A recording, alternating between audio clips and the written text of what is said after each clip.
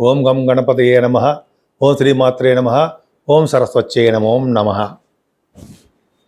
ఇప్పుడు మనం 11th మే 2026 ఆ రోజుని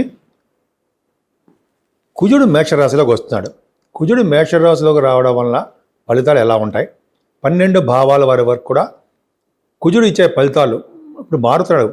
మీనరాశిలోంచి ఆయన కుజుడు మేషరాశిలోకి 11వ తారీఖున మారుతాడు. ఏ విధమైన ఫలితాలు ఇస్తాడో మనం ఇప్పుడు తెలుసుకుందాం.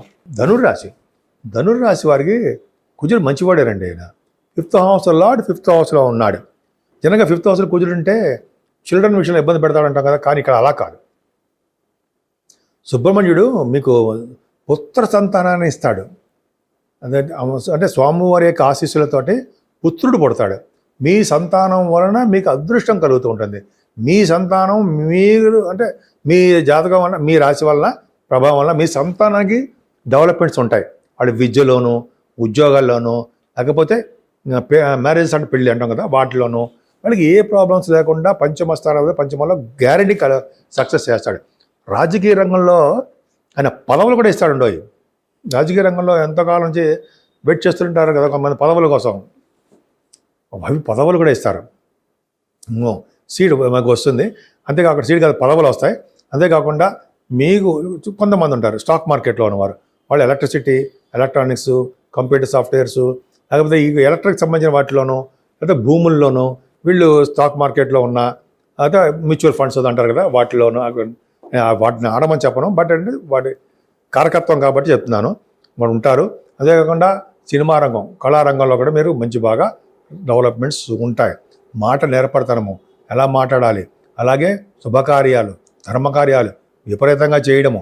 అంతేకాకుండా అష్టమ స్థానాన్ని కూడా చూడడం వల్ల మీకు సక్సెస్ ఉండడము, అనారోగ్య సమస్యలు లేకుండా కాపాడము, లా రిలేటెడ్ సంబంధించిన విషయంలో విజయం కలిగించేటట్టు చేయడము మాటల. అంతేకాదండి, లాభస్థానాన్ని కూడా చూస్తాడు ఆయన. లాభస్థానం కూడా చూడడం వల్ల ఏమవుతుంది, మీకు మీరు చేస్తున్నటువంటి రియల్ ఎస్టేట్ వ్యాపారం కానీ ఏ వ్యాపారం సరే ఆ వ్యాపారంలో బాగా డబ్బు సంపాదించుకుంటారు, కీర్తి ప్రతిష్టలు సంపాదించుకుంటారు. అలాగే మీ అన్నయ్య గారికి, అక్కయ్య గారికి బాగుంటుంది, ఫ్లో ఆఫ్ మనీ ఎక్కువ ఉంటుంది. దైవ దర్శనాలు చేసుకుంటూ అద్భుతంగా రాణిస్తారు. నా పేరు వాడిరేవు ఆదినారాయణరావు, డాక్టర్ వాడిరేవు ఆదినారాయణరావు అండి. మీ అందరికీ పేరు పేరున నా హృదయపూర్వక నమస్కారాలు. నా వీడియోస్ చూస్తూ నన్ను ఎంతగానో ప్రోత్సహిస్తూ ఉన్నటువంటి మీరందరికీ కూడా కృతజ్ఞతలు, మనస్పూర్వక నమస్కారాలు. అంతేకాకుండా మీ జాతకాలు చూపించుకోవాలనుకుంటే మీ date of birth, time of birth, place of birth, కొత్త వాళ్ళకండి, ఆల్రెడీ ఉన్న వాళ్ళకి తెలిసిన వాళ్ళకి పర్లేదు, వీళ్ళందరూ కూడా మీకు ఉండాలండి. మీకనే కాదు, మీ స్నేహితులకు కానీ మీ చుట్టాల్లో కానీ జాతకాలు తెలుసుకోవాలనుకుంటే ఈ 3 ఐటమ్స్ ఉండాలి.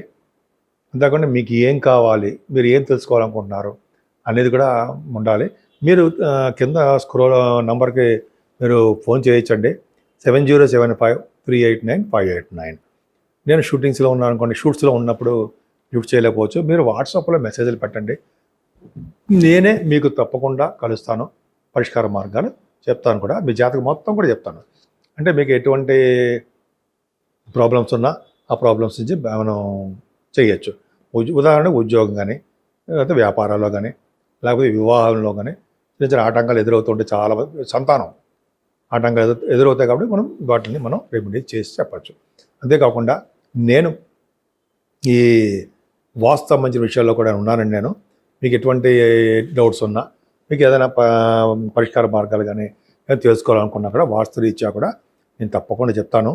మీకు ఏమైనా అవకాశం ఉంటే మీరు ఫోన్ చేయొచ్చు, నేను చెప్తాను. ఇప్పుడు మనం 12 రాశుల వారికి కుజుడు వలన మన పరిష్కార మార్గాలు ఏం చేసుకోవాలి, మన లిమిట్స్లో ఉన్నవే చేస్తే మొత్తం అంత పరిష్కారం అయిపోతుందని కాదండి. మనం కర్మ ప్రకారము మనం అనుభవించాల్సిందే. కర్మ అంటే ఎవరైనా సరే కర్మను దాటలేరు. సరే, మన పని నుంచి మనం దాటలేకపోయినా స్వామివారిని పూజించుకోవడం వలన మనకి కష్టాలు కలగకుండా ఆ కర్మ నుంచి ఎలా బయటపడేయాలనేది స్వామివారు చూస్తారు. సో ఇప్పుడు మనం ఈ 12 రాశుల వారు కూడా సుబ్రహ్మణ్యేశ్వర స్వామి వారి గురించి చెప్పుకుంటాం కాబట్టి 12 రాశుల వారు చూడండి. మేషరాశి ఉంది, మేషరాశి వారికి అద్భుతం. కొంత రాశులు ఉన్నాయి, ఆ రాశి వారికి అష్టమంలో ఉంటాడు, కొంతమందికి ఏమో చతుర్థ భావంలోనూ, కొంతమందికి 12 భావంలో ఈ ప్రాబ్లమ్స్ ఉంటాయి. కాబట్టి సుబ్రహ్మణ్యేశ్వర స్వామి వారిని నిరంతరం పూజించాలండి. ఓం శం శరవణ భవాయ నమః, ఓం శం శరవణ భవాయ నమః, ఓం శం శరవణ భవాయ నమః అంతరాన్ని కానీ అంటే అష్టోత్తరాలతో పూజ చేయడం కానీ, ఎర్రని పుష్పాలంటే ఇష్టం. ఎర్రని గులాబీ పువ్వులు కానీ, మందార పువ్వులు కానీ స్వామివారికి అష్టోత్తరం చేయడం వల్ల వల్లి దేవసేన సహిత సుబ్రహ్మణ్యేశ్వర స్వామి అంటే ఇద్దరు భార్యల్ని సుబ్రహ్మణ్యేశ్వర స్వామి వారిని కలిసి పూజించాలి.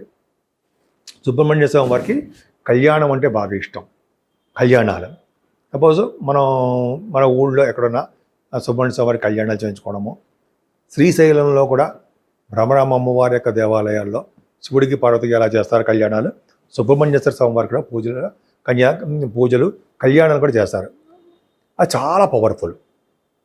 అంటే ఇలా చేయించుకోవడం వలన అద్భుతమైన ఫలితాలు ఉంటాయి. అంతేకాకుండా మనకి వీలుంటే చాలామందికి ఏంటంటే సౌత్లో 6 దేవాలయాలు ఉన్నాయి కదా, వాళ్ళని అని మనం అనుకుంటూ ఉంటాం. 6 పుణ్యక్షేత్రాలు.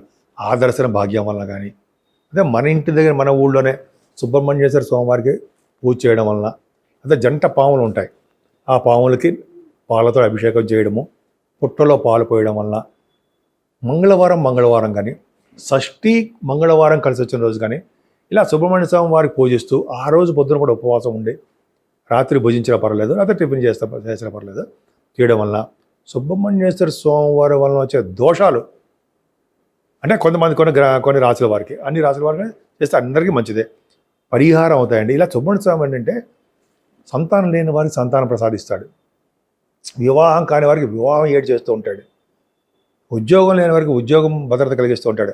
భార్యాభర్తల యొక్క చూడండి ఎప్పుడు బాధపడుతూ ఉంటారు, కొట్టుకుని ఉంటారు, దూరం అయిపోతూ ఉంటారు. అలాగా వాళ్ళని కూడా కలిపేస్తూ ఉంటాడు. అలాగే ఉద్యోగాల్లో లేని వాడికి ఉద్యోగాల్లోనూ ఈ కార్యక్రమాలు అంటే ఈ సుబ్రహ్మణ్య పూజ చేయడం వల్ల, అంతేకాకుండా పొలిటికల్ రంగంలో వాళ్ళకు కూడా ప్రాబ్లమ్స్ ఉంటాయి కదా. మెయిన్ కారకుడు కుజుడు కూడా బాగుండాలి, కుజబలం కూడా ఉండాలి, అడ్మినిస్ట్రేషన్ కెపాసిటీ. సో ఇవన్నీ ఆయన కారకుడు కాబట్టి సుబ్రహ్మణ్యేశ్వర స్వామిని మనసారా పూజించాలి. నామగా కాకుండా పూజించడం వల్ల ఎప్పుడూ కూడా మన ఇంట్లోనే సుబ్రహ్మణ్య స్వామిని పూజించడము, మనకి ఇవన్నీ కుదరకపోయినా ఓం శం శరవణ భవాయ నమః, ఓం శం శరవణ భవాయ నమః, ఓం శం శరవణ భవాయ నమః అంటూ పూజలు చేయడం వల్ల కూడా మనం చాలా బాగా చేయొచ్చండి. ఫలితాలు కూడా బాగుంటాయి. ఎందుకంటే 12 రాశుల వాళ్ళు కూడా కుజుడి యొక్క ప్రభావం క్లచెస్లో ఉండిపోకూడదు. ఆయన చాలా మేషరాశిలో మంచి ఫలితాలు ఇస్తాడు, కొంతమంది చెడు ఫలితాలు ఇస్తుంటాడు. కాబట్టి మనకి సక్సెస్ అవ్వాలంటే సుబ్రహ్మణ్యేశ్వర స్వామి ఆరాధన ఎప్పుడూ కూడా శ్రేష్టమే.